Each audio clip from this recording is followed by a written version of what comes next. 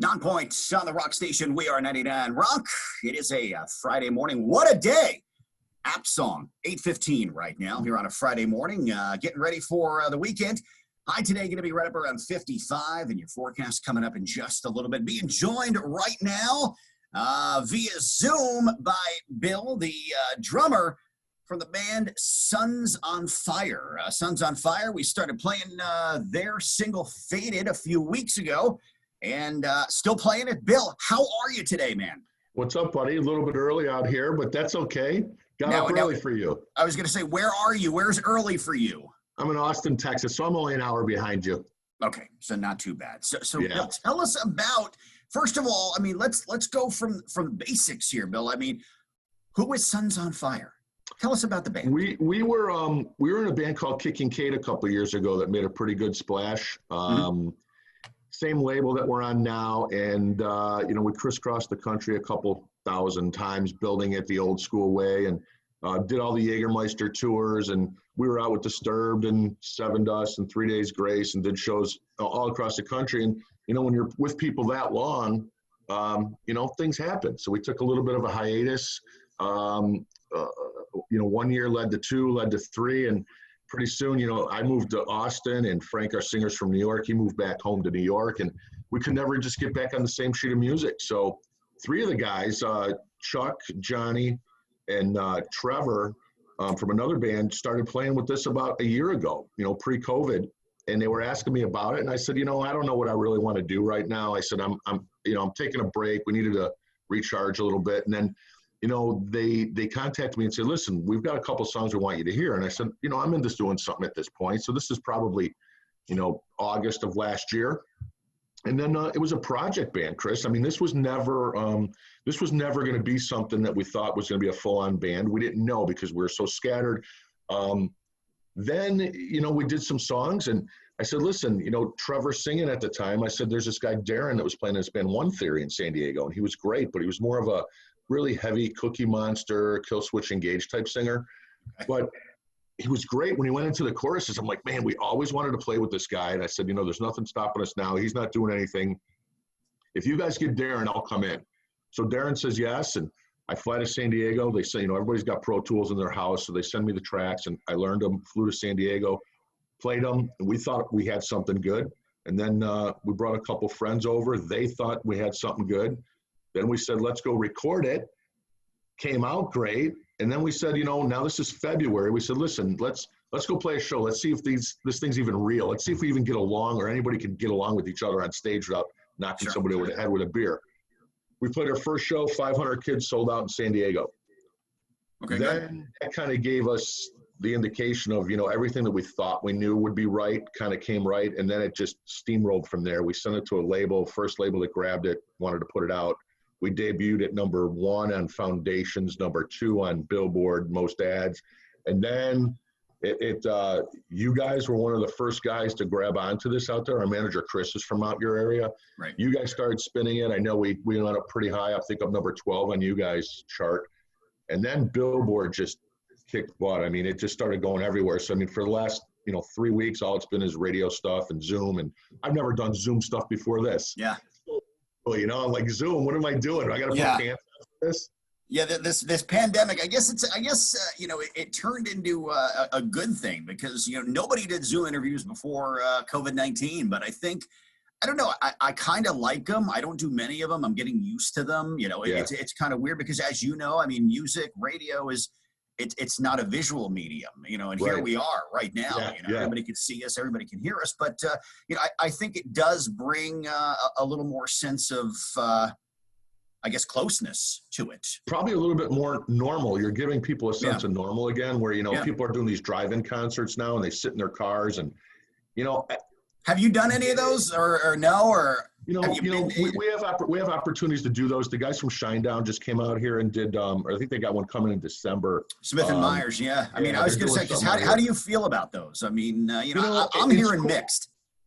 I'm like probably you mixed. I like the sense that you're giving people a sense of normal again, where they can actually go out and see their bands. Mm-hmm. But I don't like, and again, it's not anything on the bands. Those bands have a lot bigger overhead than we do. But the prices that they charge for these cars to get in, they're getting almost $1,000 for the first row car, and you can pack that car with as many kids as you want. But still, at $100 even a head, that you really can't go out and touch them or feel like you're there. But again, these bands like them, they need to go out there and make money, and they survive on this right now. I mean, we're in the position where we're just building. So, I mean, we don't have that huge overhead that they do. But, I think the closeness of it brings people to some sort of central, kind of normal. But then the other side is, are we bringing people together again? I don't know. There's in Austin, it's a very different city, let's say. Right. And, you don't want to get into that political argument. So in terms of, I like the fact that you're bringing bands out again, and bands can do their thing and people can see them. But, the prices that they want to charge may be a little bit in question. Right. So has the pandemic, we're going to talk about the song in a second, but has the pandemic hurt you guys? Because, you had mentioned your timeline. You got to about February, and then as we know, March, everything kind of went to hell. We got signed, I think, the first week or second week after COVID is when we signed our deal. And the label said, listen, we were done probably October, November with the EP. And, our sense is we're not the smartest guys, but at the same time, we looked at this as a positive, saying, listen, maybe with this COVID, it'll keep more people. I mean, and at the time in March, we didn't know what this thing was going to do. Right. Somebody was going to tell you you're going to wear masks. There's no way I'm going to wear a mask. It's not real. It's a third world country. We see that. Right. But we said, we got this thing done. We were excited about it. We had all positive things going. We're like, do we want to wait till September to put this out? Well, unfortunately, we did.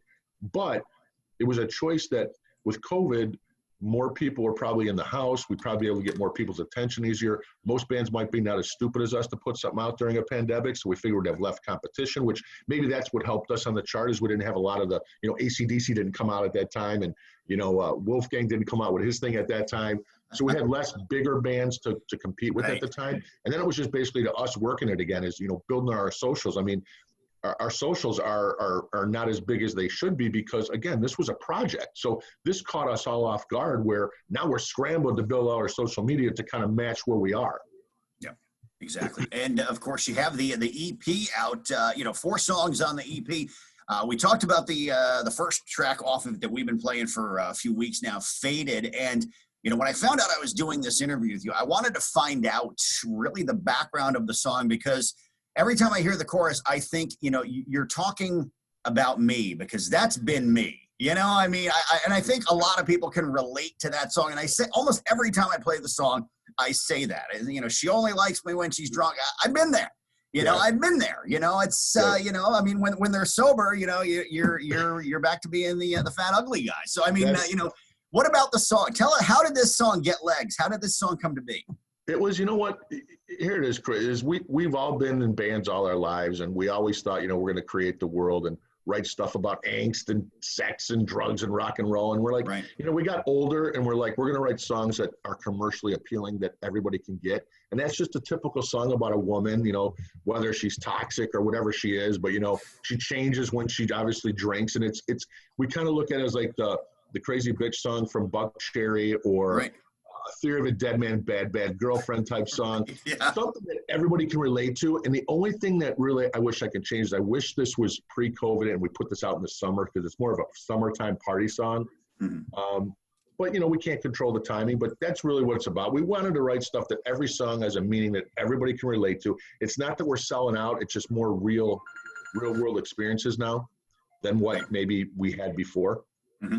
So you mentioned, that the song, took off. It debuted on the Foundations chart.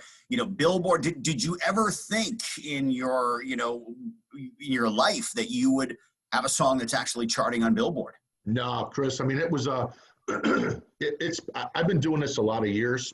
A lot of other bands I know you probably know I played with, but this is the first time we charted like that. It's like a culmination of all these years of doing this, where you're like. The first day it came out, I was like, you know what? I can die tomorrow. I can get hit by a truck. Sure. Everything else is juice at this point because all you wanted to do as a kid, I remember looking at the Kiss records and Motley Crue records and Van Halen, just looking at the liner notes and then looking when Billboard was actually a magazine, you'd go to the store and you'd open it and you see all the bands on the back and you're like, man, if I just was on there one time, it wasn't about the money. It wasn't about, it's just you wanted to see it and to see it, all these years later, to something that wasn't even a project. I mean, be honest, we put less effort into this than any other project we've ever done, but we're older, wiser, have a Rolodex of really good friends. We were talking offline about L.A. Lloyd and Lou Brutus and Randy Hawk at JJO and Sure. you guys and Wayne Benson and all these other guys at radio that we've had this Rolodex, and we've, it was a shame that we couldn't get here sooner, but you can't control some guys sometimes, Yep. And the EP. Let's talk about the EP. There's 4 songs on it. You got Faded, which we know. Tell us about the other ones. Just a Man, Broken Dreams, Paralyzed. I mean, do you have any more in the hopper ready to go? Is it just these 4 now, or? No, it's funny. You use hopper. I use that word all the time. It's like, what do we got in the hopper? What do we I doing feel tomorrow? old. What's in the hopper? It's old whippersnapper talk, Yeah, there's actually a whole record that's been done right now. We haven't recorded it, but all the demos are done. I'll probably go out there and record those songs maybe before the end of the year, and then maybe a full release maybe next March to maybe we'll put it out the COVID anniversary date. I don't know. We're trying to figure out the first single or the next single. The next single will probably be Paralyzed or Just a Man. We're more stations are leaning towards Paralyzed.